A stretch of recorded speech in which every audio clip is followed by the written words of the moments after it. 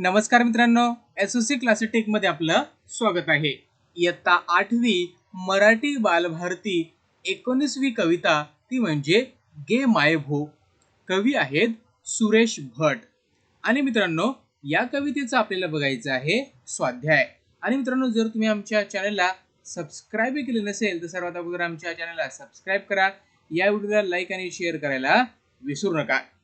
आणि मित्रांनो, जर तुम्हाला इयत्ता 8वीचे इतर व्हिडिओ बघायचे असतील तर त्या सगळ्यांचे लिंक व्हिडिओच्या डिस्क्रिप्शन मध्ये दिलेले आहेत. तिथे जाऊन तुम्ही सर्व व्हिडिओच्या लिंक बघू शकता. जे टेस्ट असतात म्हणजे MCQ ज्या टेस्ट असतात त्या सुद्धा या चॅनलवर किंवा या आमच्या ब्लॉगवर उपलब्ध असतात. ते जाऊन तुम्ही ते सर्व सॉल्व्ह करू शकता. चला तर सुरुवात करूया आजच्या आपल्या या व्हिडिओला. पहिला प्रश्न इथं आपल्याला विचारलेला आहे तो म्हणजे एका वाक्यात उत्तरे लिहा. पहिला प्रश्न आहे, कवी कुणाचे पांग फेडू इच्छितो? तर याचं उत्तर आहे, कवी मातृभूमीचे पांग फेडू इच्छितो. प्रश्न दुसरा आहे, मातृभूमीची आरती करण्याची कवीची साधने कोणती? तर बघा मित्रांनो, सूर्य, चंद्र, तारे ही मातृभूमीची आरती करण्याचे साधन आहेत. ई आहे, कवीच्या जन्माला कुणामुळे अर्थ प्राप्त झाला? तर कवीच्या जन्माला मातृभूमीमुळे अर्थ प्राप्त झाला आहे. दुसरा प्रश्न आहे, खालील काव्यपंक्तीचा तुम्हाला समजलेला अर्थ स्पष्ट करा. आणि आरतीला हे सूर्य, चंद्र, तारे. तर बघा उत्तर आहे, आरती दिवे उजळून त्या प्रकाशाने करतात. कवी म्हणतो की सूर्य, चंद्र, तारे हे प्रकाश देणारे दिवे मी तुझ्या आरतीसाठी आणीन. दुसरा प्रश्न आहे किंवा दुसरं इथे एक ओळ दिलेली आहे, तिचा अर्थ आपल्याला इथं स्पष्ट करायचा आहे. तुझ्यामुळे मी आहे अजून तान्हा. म्हणजे लहान मूल आईच्या दुधावर पोसले जाते, तसाच मीही तुझ्या लहानगे बाळ आहे, म्हणून तुझा तान्हा माझ्या शब्दात सोड.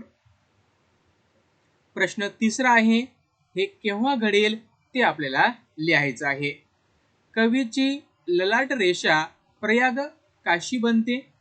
तर बघा, जेव्हा कवी मातृभूमीची थोडीशी पायधूळ घेतो तेव्हा कवीची ललाट रेषा प्रयाग काशी बनते. हा प्रश्न आहे, कवी मातृभूमीची उत्तम गाणी गाऊ शकतो? उत्तर आहे, कवी मातृभूमीची उत्तम गाणी गाऊ शकतो, कारण त्याची वाणी तिच्या दुधाने भिजून गेली आहे.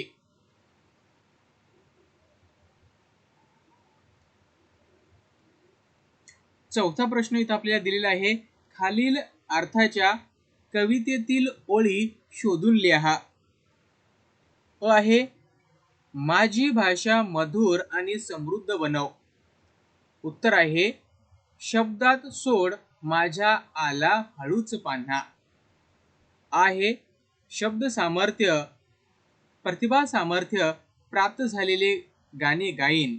उत्तर आहे, आई तुझी अशी मी गाईन रोज गाणी. पाचवा प्रश्न आहे, कवितेत आलेले 2 वाक्यप्रचार शोधा व त्यांचा वाक्यात उपयोग करा. पांग फेडणे. आता पांग फेडण्याचा अर्थ काय होतो बघा, वाक्यात उपयोग काय दिलेला आहे बघा. आई वडिलाचे पांग फेडणे मुलाचे कर्तव्य आहे.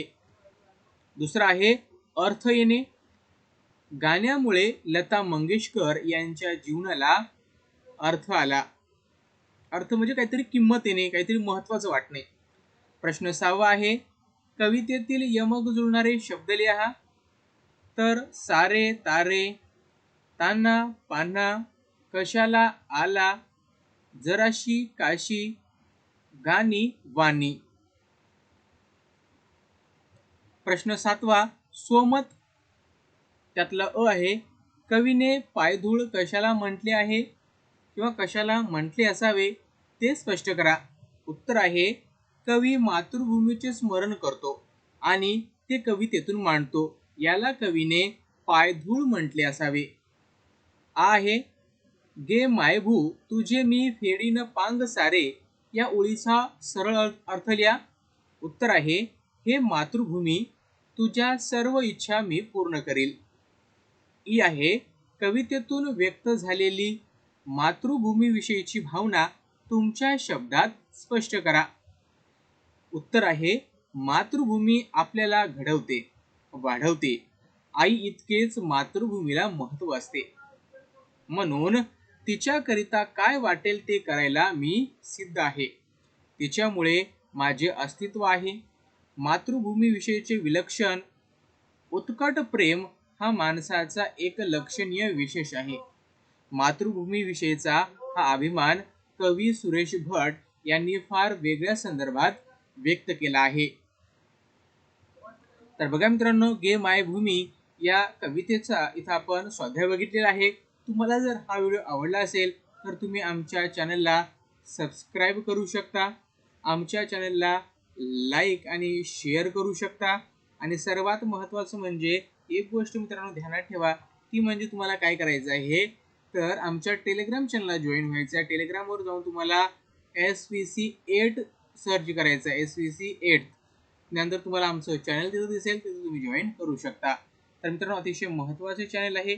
यावर तुम्हाला सर्व प्रकारची व्हिडिओ तसेच टेस्ट पेपर सुद्धा मिळत असतात. चला तर मित्रांनो, हा व्हिडिओ बघितल्याबद्दल तुमच्या सगळ्यांचे धन्यवाद.